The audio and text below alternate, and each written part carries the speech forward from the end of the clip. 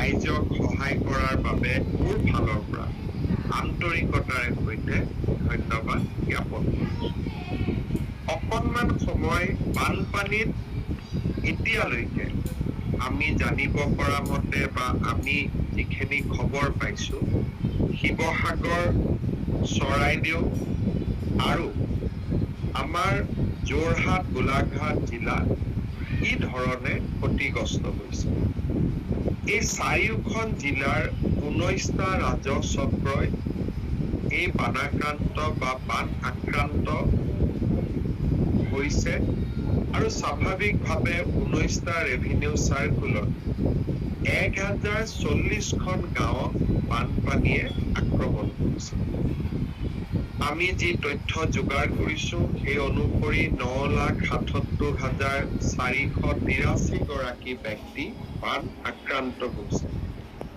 এতিয়ালৈকে জিলা প্ৰশাসনে 145টা ৰিলিফ কেম্প স্থাপন কৰিছে। 41,945 গৰাকী ব্যক্তি ৰিলিফ কেম্পত আশ্ৰয় লৈছে। 28,645 গৰাকী ব্যক্তিক বিভিন্ন উপায়েৰে উদ্ধাৰ কৰা হৈছে। বানপানীত তেওঁলোক এক প্ৰকাৰ অকলশৰীয়া হৈ পৰিছিল, দুৰ্গম হৈ পৰিছিল, তেওঁলোকক উদ্ধাৰ কৰা হৈছিলে। আৰু এই মুহূৰ্তলৈকে এই চাৰিওখন জিলাত 59 গৰাকী আৰু সমগ্ৰ অসমত 65 গৰাকী লোক আমাৰ মাজৰ পৰা আঁতৰি গৈছে, বানপানীত মৃত্যু হৈছে। এতিয়ালৈকে 7জন লোক মিচিং হৈ আছে, অৰ্থাৎ তেওঁলোকক আমি বিচাৰি পোৱা নাই। সেয়েহে আমি অনুমান কৰিব পাৰো যে মৃতকৰ সংখ্যা আৰু কিছু বঢ়াৰ সম্ভাৱনা নিশ্চয় আছে। এই বানপানীত মানৱ সম্পদ বা ব্যক্তিৰ উপৰিও, মানুহৰ উপৰিও এই বানপানীৰ ফলত 21,007টা পশুধনৰ মৃত্যু হৈছে আৰু এই সংখ্যা যথেষ্ট বাঢ়িব, কাৰণ এতিয়ালৈকে আমাৰ এছেছমেণ্ট বিলাক সম্পূৰ্ণ হোৱা নাই।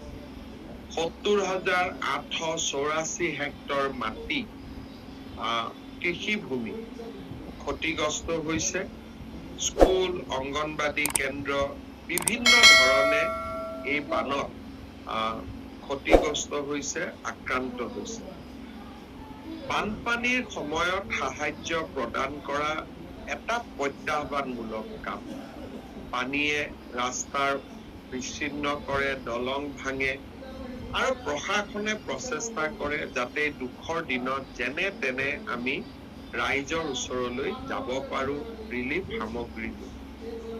প্ৰথম অৱস্থাত আমি বানপানীৰ খবৰ পোৱাৰ পিছৰে পৰা 14,400 কুইণ্টল চাউল, 2,734 কুইণ্টল দালি, 58,967 লিটাৰ মিঠাতেলকে ধৰি বিভিন্ন সামগ্ৰী আমি যোগান ধৰিছো।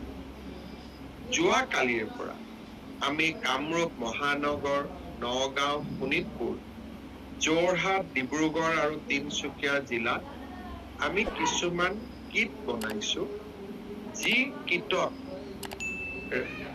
চাউল আছে, দালি আছে, মাষ্টাৰ্ড অইল আছে, নিমখ আছে, কেণ্ডেল আছে। এটা কিটত প্ৰায় 8 কেজি চাউল, 2 কেজি দালি, প্ৰায় 1 লিটাৰ মিঠাতেল, এই ধৰণে আমি কিট বনাইছো।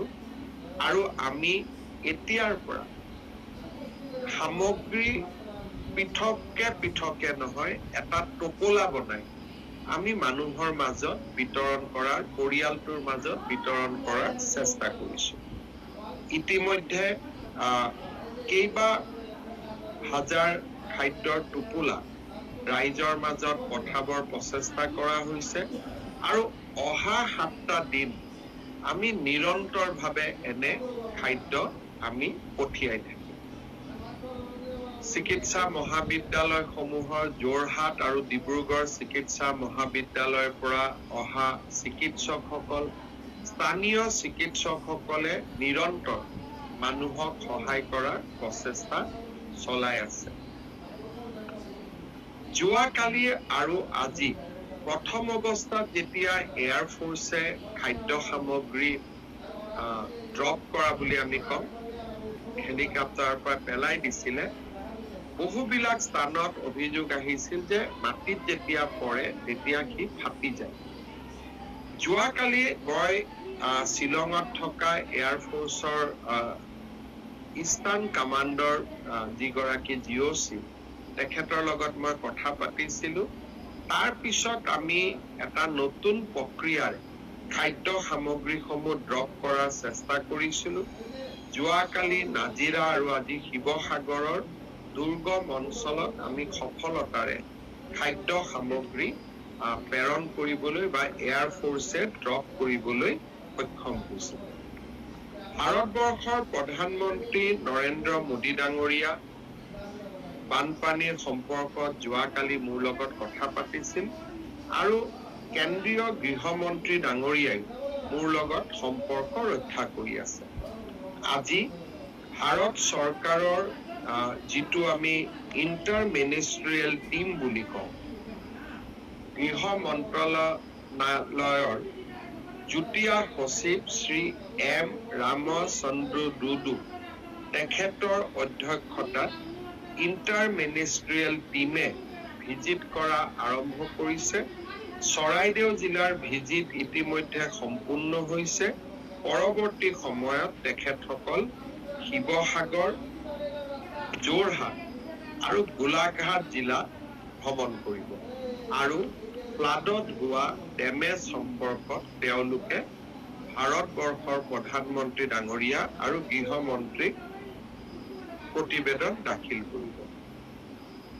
উদ্ধাৰ অভিযানত 250 গৰাকী NDRFৰ জোৱান, 36খন নাৱেৰে, 65খন নাৱেৰে SDRF আৰু ফায়াৰ ইমাৰ্জেঞ্চি ছাৰ্ভিচ আৰু ভাৰতীয় সেনাৰ 3খন নাও আমি ডিপ্লয় কৰিছিলো। 82খন কাণ্ট্ৰি বুট, যাক আমি টুলুঙা নাও বুলি কওঁ, মাজুলীকে ধৰি বিভিন্ন জিলাৰ পৰা আমি লৈ আহিছিলো আৰু তেখেতসকলে এই নাওসমূহো এতিয়া আমি উদ্ধাৰ অভিযানত ব্যৱহাৰ কৰি আছো। ভাৰতীয় বায়ু সেনাই 29টা চৰ্টি এতিয়ালৈকে লৈছে আৰু 4101 কেজি ৰিলিফ সামগ্ৰী তেওঁলোকে এতিয়ালৈকে তেওঁলোকে এয়াৰ ড্ৰপ কৰিছে। অৰ্থাৎ আপোনালোকে দেখা পাইছে যে ৰাজ্য চৰকাৰে কোনো ক্ষেত্ৰতে দুৰ্ভগীয়া ৰাইজসকলৰ লগত থিয় হোৱাৰ যিটো প্ৰচেষ্টা তাত গাফিলতি কৰা নাই। কিন্তু মই অত্যন্ত বিনম্ৰতাৰে সৈতে স্বীকাৰ কৰিম যে বৰ্তমানৰ যিটো বান পৰিৱেশ, সেই বান পৰিৱেশত মই দাবী নকৰো যে আমি সকলো স্থানতে যাব পাৰিছো বা সকলোকে সমানে আমি ৰিলিফ দিব পাৰিছো। কৰবাত নহয় কৰবাত ত্ৰুটি থাকিব পাৰে। ৰাইজৰ কৰবাত নহয় কৰবাত খং বা ক্ৰোধ উঠাটো স্বাভাৱিক। আমি আমাৰ চেষ্টা অব্যাহত ৰাখিম, কাৰণ এই বিপদৰ সময়ত ৰাইজৰ লগত থিয় হৈ থকাটোৱে আটাইতকৈ আমাৰ ডাঙৰ দায়িত্ব। মই অত্যন্ত আনন্দিত যে ইতিমধ্যে বহুবোৰ NGO আৰু ব্যক্তিয়ে কোকৰাঝাৰ, তামোলপুৰ দূৰৰ পৰা গৈও আৰু উজনি ৰাইজে, দল, সংগঠন, জাতীয় সংগঠন সকলোৱে ৰাইজৰ লগত বিপদৰ সময়ত থিয় দিছে। মোক বহুজনে সুধিছে, অকল অসমৰ নহয়, ভাৰতৰ বাহিৰৰ পৰা, অসমৰ বাহিৰৰ পৰা বহু কেইজন ব্যক্তিয়ে মোক সুধিছে যে আমি কেনেকে সহায় কৰিব পাৰো। মই সকলোকে এটাই কথা কৈছো যে এই মুহূৰ্তত আমাক কি প্ৰয়োজন। এই মুহূৰ্তত আমাক কাপোৰ কানিৰ প্ৰয়োজন, কাৰণ কাপোৰ কানি আমাৰ বানে শেষ কৰি থৈ গৈছে। আমাক বাচন বৰ্তনৰ প্ৰয়োজন, আমাক এডুকেশ্যনেল সামগ্ৰীৰ প্ৰয়োজন, কাৰণ ছাত্ৰ ছাত্ৰীসকলৰ কিতাপ পত্ৰ বানে সকলো নষ্ট কৰি থৈ গৈছে। আমাক মেডিকেল কিটছ, ফেনাইল আদি দৰকাৰ।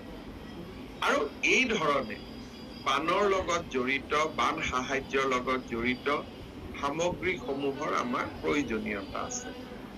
বিভিন্নজনে মোৰ পৰা এই কথাবোৰ শুনি তেখেতসকলে নিজাকৈও সাহায্য অভিযান নামি পৰিছে, আৰু কিছু ব্যক্তি আৰু সংগঠনে মুখ্যমন্ত্ৰীৰ সাহায্য পুঁজি লৈও উদাৰভাৱে দান আগবঢ়াইছে। যোৱাকালি সন্ধিয়া আমি সকলোৱে জানো শ্ৰী শ্ৰী ঠাকুৰ অনুকূল চন্দ্ৰৰ প্ৰেৰণাত সৎসংগ এটা আমাৰ ডাঙৰ সমাজসেৱী আধ্যাত্মিক অনুষ্ঠান।